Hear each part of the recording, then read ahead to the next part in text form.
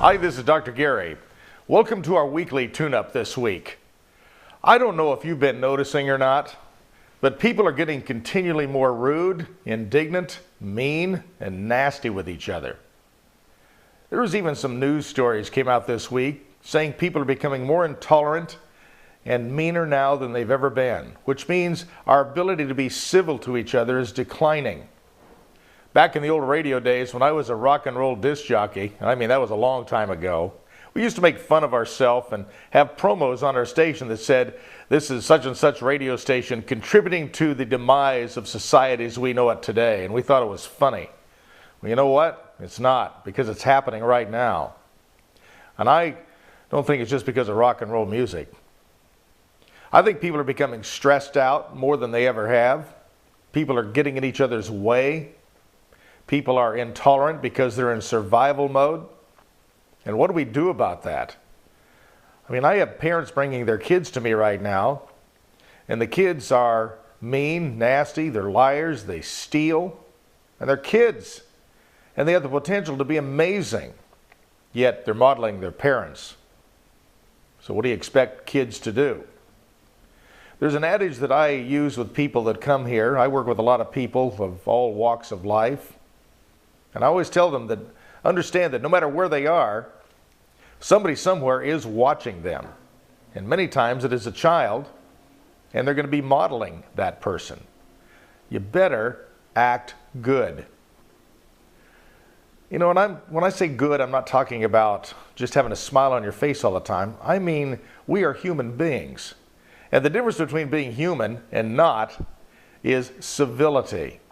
The ability we have to be kind and have empathy and understand maybe somebody's having a bad day and not to beat on them, not to yell at them, not to push them out of line because they're taking too long to find their change, which I just witnessed the other day. Our ability to be human lies in an invisible beingness that makes us different than every other savage animal out there.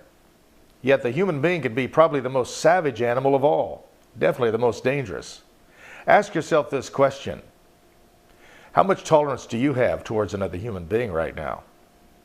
Are your children watching you be rude to people, indignant, where it's all about you and not sharing, not caring, and not being willing to pick up the pieces in a tragedy when someone else can't? Ask yourself, how are you behaving out there? What is your tolerance level? You know, there's a reason for this intolerance and lack of civility right now. You know, people in the world and your next door neighbors and yourself probably are under more stress now than you've been under for a long time. I even have the opportunity to work with what we call 1%ers around here. Sometimes I get to work with some of those, and they're even under a lot of stress as well. Oh yeah, even the 1%ers, the people that seem to be making all the money. They have even bigger problems than you can imagine. Nobody's getting a free ride right now. All of us are working our butts off to make things work. Your inability to be civil, your inability to control your anger and frustration will manifest to you more of the same. You see, as I've always said, we become what we think about the most.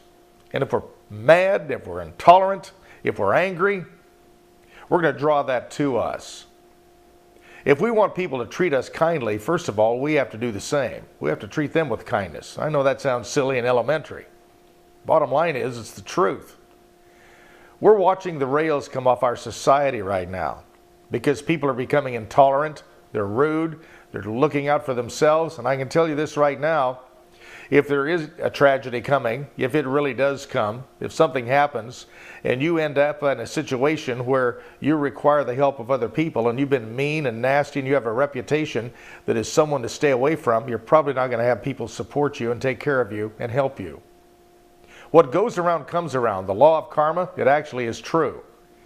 The best thing you can do today is examine your own behaviors, your own attitude towards fellow employees, people that maybe have wronged you, because two wrongs do not make a right. An eye for an eye creates two blind men. Ask yourself, what makes you different from the person who's wronged you? The answer is going to be your ability to be civil to that person, forgiving and loving and understanding. And also, if you have people in your life that are treating you poorly, that are mean to you and nasty to you, the first question always to ask is, what am I doing to create that behavior in them? And then if you're not doing anything, honestly, get out of there. Get these people out of your life. Negative energy creates more negative energy. Positive energy will create positive energy. And what I mean by that is what you focus on. What is your intention? Is your intention to just get out of life what you want and make sure your family's just taken care of? Or is your intention to take care of people and make sure everyone is safe? We have to really, really pay attention to that intention inside of our mind today. And we have to understand a lot of people are having a bad day today, not just you. You can have a good day today by simply turning your mind around a little bit and focus on some of the blessings in your life. Understand that your blessings are your blessings, and more blessings will come to you if you share yours, rather than cut somebody off at the door and slam it in their face and telling them they can't have what is yours. You see, if you're kind to another human being, kindness will come back to you. We've got to get our civility back, folks. If you're watching this, and if you know someone who is this way, the best thing you can do is, first of all, be a great example. Always remember, somebody is watching you.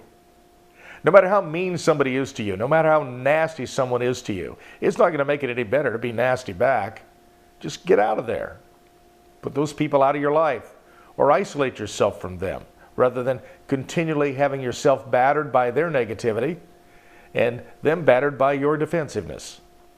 Make a choice and make a decision to protect yourself first by your behaviors and your attitude and your intention towards other people.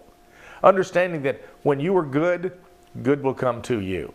Oh yes, I know. Bad things happen to good people and good things happen to bad people. However, you can hedge those odds a lot simply in your intention and your attitude towards other people.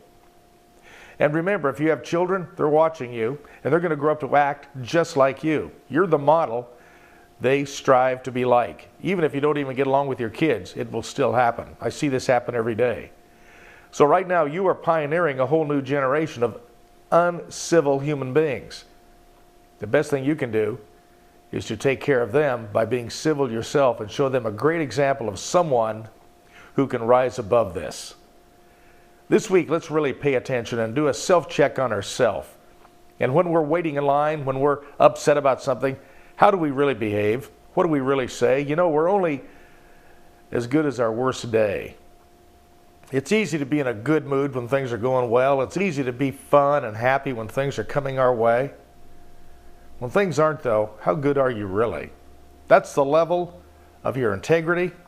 That is the state of your human art. Let's work on that this week. Until next week, this is Dr. Gary thanking all of you for your emails and texts. I really appreciate it. And let's put forth some action towards this, and let's work on saving our own society. Until next time, I'm wishing you a great week. Bye-bye.